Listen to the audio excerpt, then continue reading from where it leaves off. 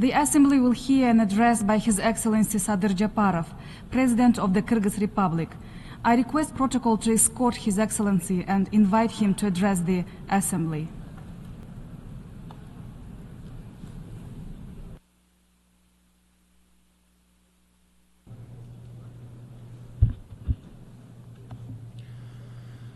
Урматтуу генералдык катчы, урматтуу төрага, урматтуу айымдар жана мырзалар, Африка мамлекеттерин жана урматтуу Филимон Янгты Бириккен Улуттар Уюмунун башкы ассамблеясынын 79-чу сессиясынын төрагасы болуп шайланышы менен куттуктаймын.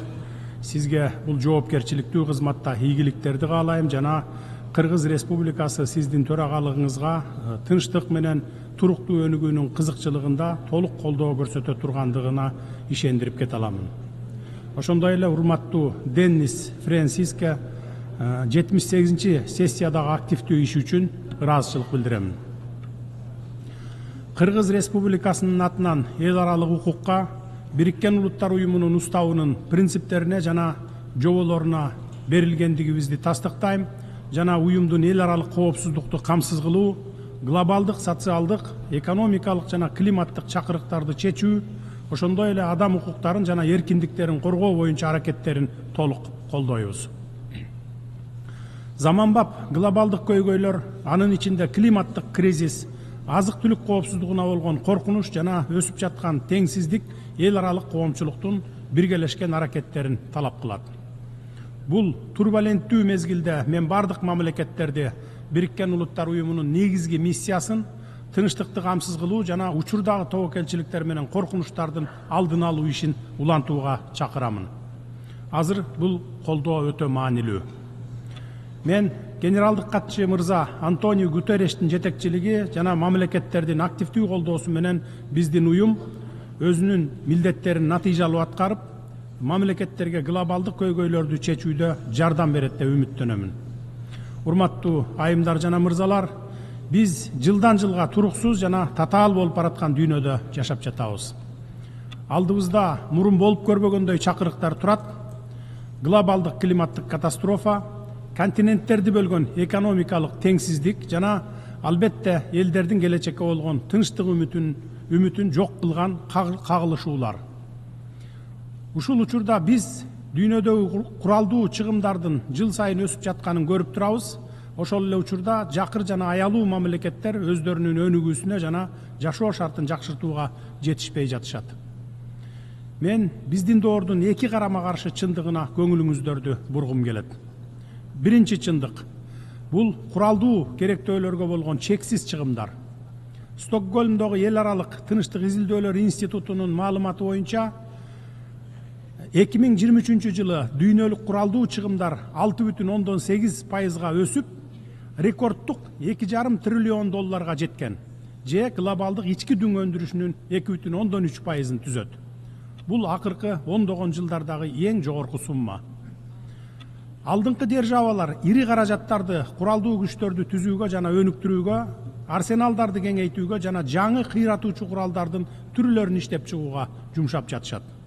Тилекке каршы бул көптөгөн мамлекеттер жана элдер негизги кызматтарга, сууга, медициналык жардам жана билимге жетпей жаткан дүйнөдө болуп жатат. Биз согушка, кыйроолорго жана өлтүрүүлөргө кетип жаткан акчаларды жаратууга же бүткүл адамзат үчүн глобалдык көйгөйлөрдү чечүүгө багыттап, климаттын өзгөрүшүнө каршы күрөшүүгө, глобалдык миграцияны алдын алууга, жакыр мамлекеттерге жардам берүү үчүн колдонсок жакшы болмок.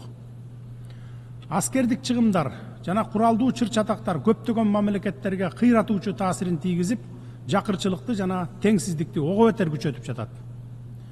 Чыр-чатактар жана куралдуу кагылышуулар инфраструктуранын кыйрашына, элдин жашоо деңгээлинин төмөндөшүнө жана массалык миграцияга алып келди, жакырчылык менен туруксуздуктун татаал айлампасын жаратты.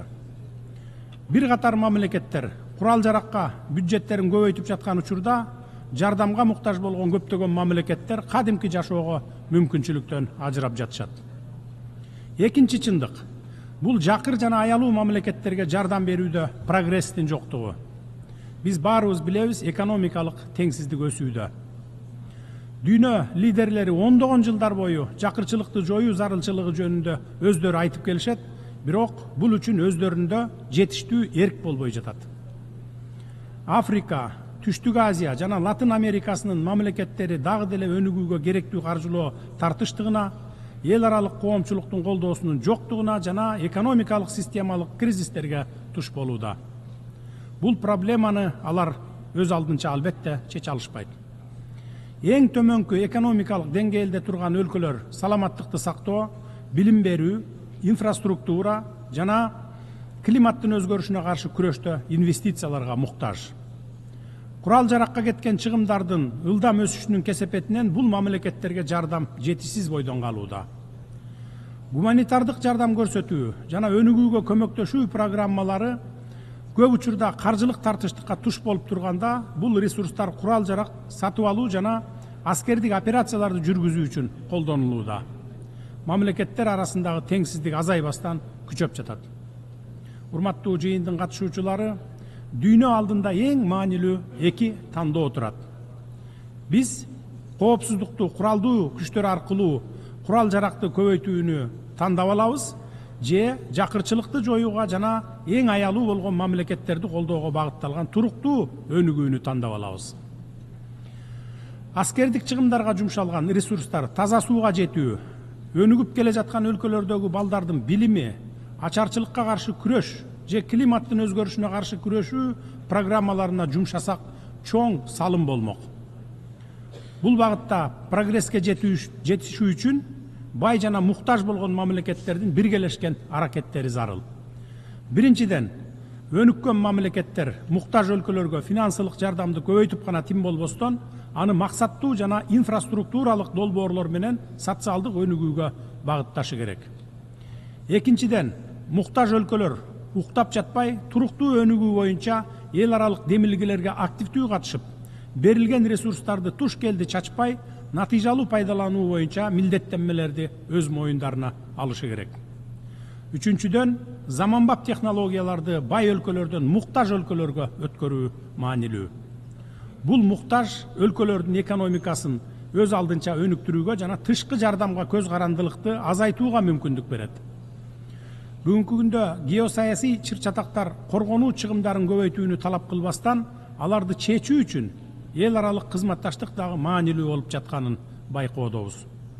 Эгерде дүйнөлүк коомчулук ресурстарды адилеттүү бөлүштүрүү, аялуу мамлекеттерге жардам берүү жана куралдуу кагылышуулардын себептерин жоюу үчүн күчтөрүн бириктире алса, анда биз коопсуз жана гүлдөгөн дүйнөнү түзө алабыз. Эгерде биз согушка эмес, кедей адамдарга, жакыр өлкөлөргө инвестиция жасай алсак, курал жаракка эмес, билимге, медицинага жана туруктуу өнүгүүгө каражат салсак, гүлдөгөн дүйнөнү сөзсүз курабыз. Глобалдык коопсуздуктун приоритеттерин кайрадан карап чыгуунун мезгили келди. Коопсуздук бул күчтүү армиялардын жана массалык кыргын куралдарынын болушу гана эмес. Чыныгы коопсуздук элдердин ишеними, теңчилиги жана гүлдөп өсүүсү аркылуу жетишилет. Муктаж өлкөлөрдүн келечегине инвестиция салып, аларга жакырчылыкка каршы күрөшүүгө жардам берип, туруктуу өсүү үчүн мүмкүнчүлүктөрдү түзсөк, биз туруктуу жана коопсуз дүйнөнү сөзсүз кура алабыз. Бул контекстте мен глобалдык түштүктүн туруктуу өнүгүүсүнө жана биринчи кезекте эң өнүкпөгөн өлкөлөрдүн, деңизге чыгууга мүмкүнчүлүгү жок, жаңыдан өнүгүп келе жаткан өлкөлөрдүн жана өнүгүп келе жаткан чакан арал мамлекеттеринин кызыкчылыктарын коргоого эл аралык коомчулук көбүрөөк көңүл бурушун маанилүү жана адилеттүү деп эсептеймин. Урматтуу кесиптештер, биздин планетанын жашоосуна коркунуч келтирген эң кооптуу чакырыктардын бири болуп климаттын өзгөрүшү саналат. Ал күн сайын тездеп, дээрлик бардык өлкөлөрдү жана элдерди камтып келе жатат. Мөңгүлөрдүн тез эриши, табигый катаклизмдердин көбөйүшү жана тоолуу экосистемалардагы суу ресурстарынын азайышы терең тынчсызданууну жаратууда. Бул терс кесепеттер жергиликтүү жамааттардын жашоосуна коркунуч туудурат, жакырчылыктын деңгээлинин жогорулашына, инфраструктуранын абалынын начарлашына жана өлкөлөрдүн экономикасына олуттуу зыян келтирет. Кыргызстан 3 эсе чакырык алдында турат.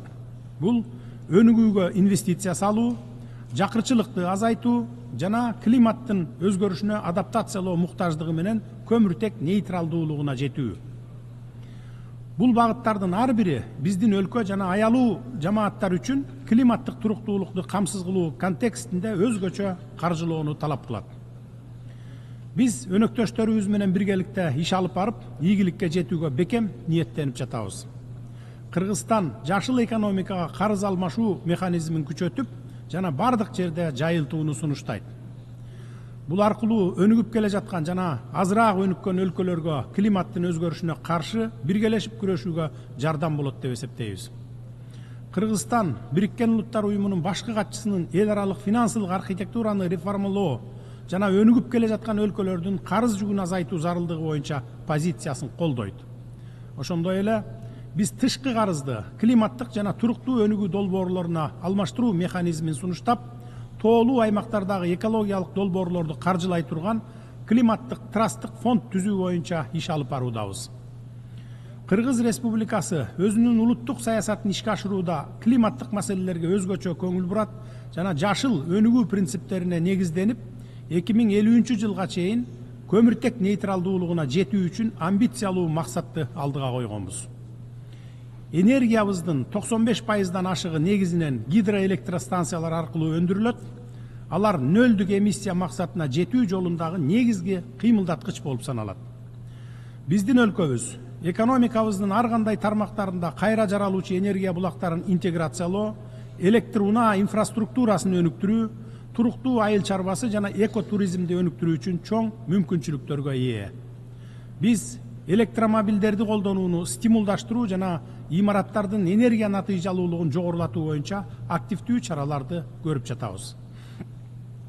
Мен биздин жашыл келечекти куруу аракетибиздин бир эле мисалын келтиргим келет. Неом, Маздар Сити, Вестерн Харбор, Солнечная долина сыяктуу туруктуу өнүгүүгө багытталган акылдуу шаар долбоорлору ишке ашырылып, ийгиликтүү өнүгүүдө. Бул өлкөлөрдүн элинин кыялдары ишке ашып, бизге да үлгү болду. Биз быйыл Ысык көлдүн жээгинде заманбап жана инновациялык Асман жашыл шаарын курууну баштадык. Келерки жылы Кемин жашыл шаарын куруп баштайбыз.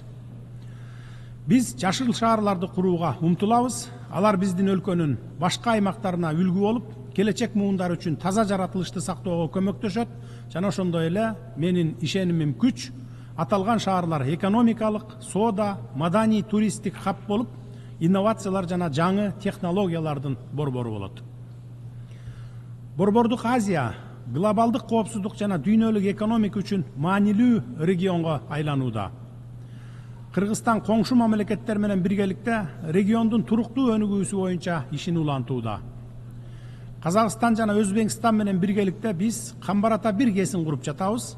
Бул станция региондун энергия жана суу боюнча муктаждыктарын камсыз кылат. Ошондой эле биз Кытай, Кыргызстан, Өзбекстан темир жолун курууга катышып жатабыз. Бул соода жана транспорттук кызматташууну күчөтүп, континенттин чыгыш жана батышын байланыштырат.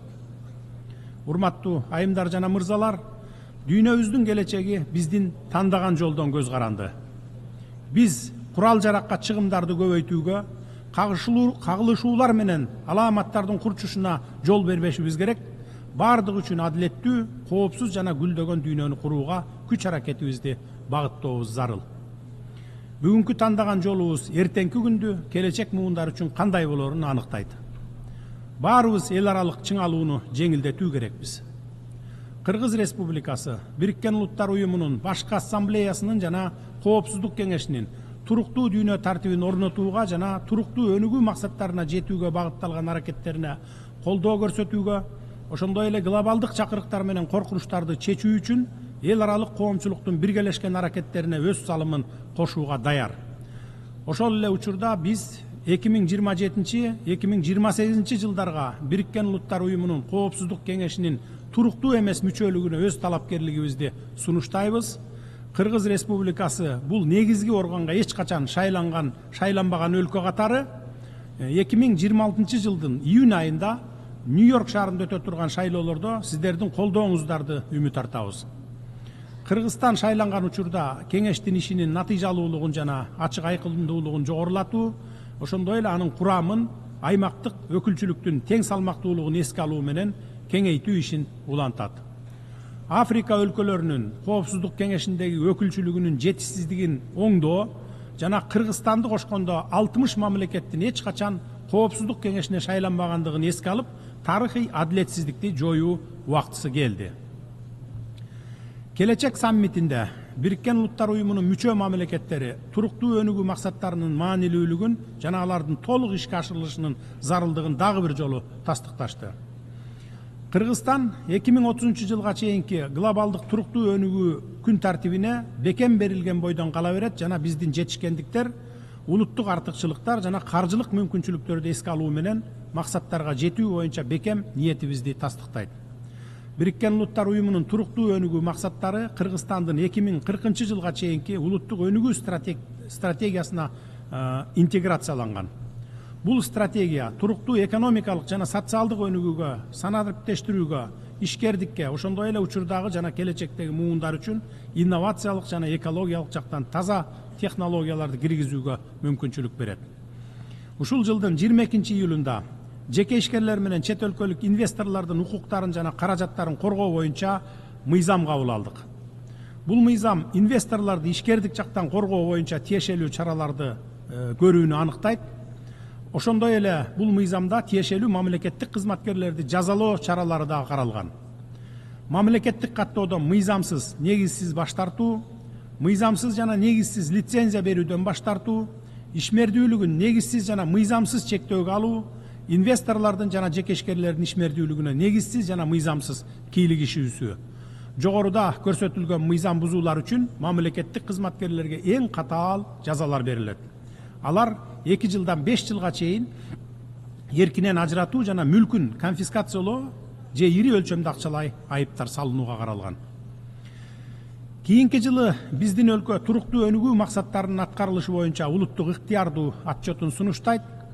Биз өз тажрыйбабызды бөлүшүүгө, жетишилген натыйжаларды талкуулоого жана 2030 жылга чейинки туруктуу өнүгүү максаттарын ишке ашыруу боюнча дүйнөнүн алдыңкы 30 өлкөсүнүн катарына кирүү максатына умтулууну улантууга даярбыз.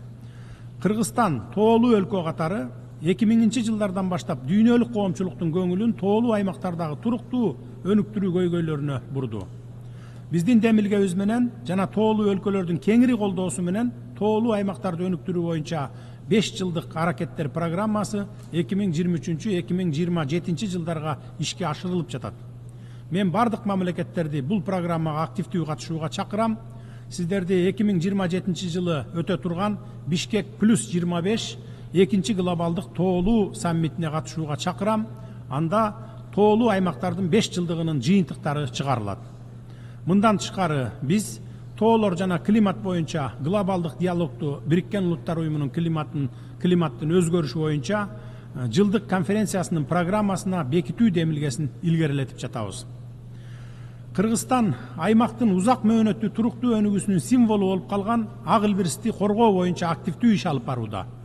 2023 жылдын декабрь айында ак илбирс Кыргызстандын улуттук символу катары таанылган. Биз 11 өлкө менен биргеликте бул уникалдуу жаныбарды коргоо багытында иштеп жатабыз. Ушуга байланыштуу мен Бириккен Улуттар Уюмунун башкы ассамблеясына эл аралык ак илбирс күнүн жарыялоо резолюциясын киргизүү жөнүндө билдирүүбүздү бардык мамлекеттерди колдоого чакырам. Тоолуу аймактардын тургундары күн сайын суу жетишсиздиги, азык-түлүк коопсуздугу, жакырчылык жана негизги кызматтарга жеткиликтүүлүктүн жоктугу сыяктуу кыйынчылыктарга туш болушат. Бул өлкөлөр өз көйгөйлөрү менен жалгыз калбашы керек. Биз дүйнөлүк коомчулукту бул маселелерди чечүү үчүн активдүү аракеттерди көрүүгө чакырабыз. Урматтуу кесиптештер, айымдар жана мырзалар, эл аралык коомчулукка ишеним жана бардык мамлекеттердин кызыкчылыктарын эске алган жаңы консенсусту түзүү убактысы келди. Сөзүмдү жыйынтыктап жатып, элдердин достугу, биримдиги жана тилектештиги тууралуу океандай тереңдикти камтыган Манас эпосунан төмөнкү сөздөрдү айткым келет. Бир жакадан баш, бир жеңден кол чыгарып күч кубатты бириктирели. Биримдик бар жерде ырыс бар. Ошондо гана биз бекем жана жарык келечекти кура алабыз. Көңүл бурганыңыздарга терең ыраазычылык билдирем.